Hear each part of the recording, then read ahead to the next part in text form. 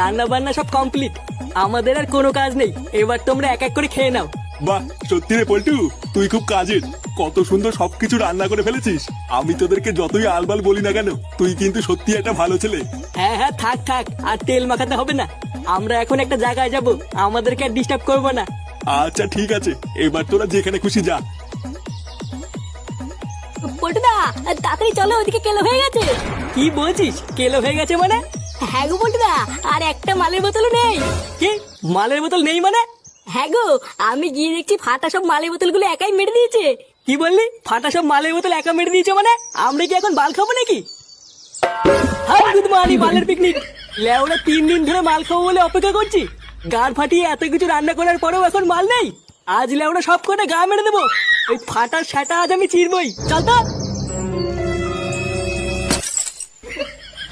ঝুড়ি বা আমাকে না দিয়ে পেটি খেয়ে নেবে। এগুলা সব কথা গায়ে মেরে দেবো।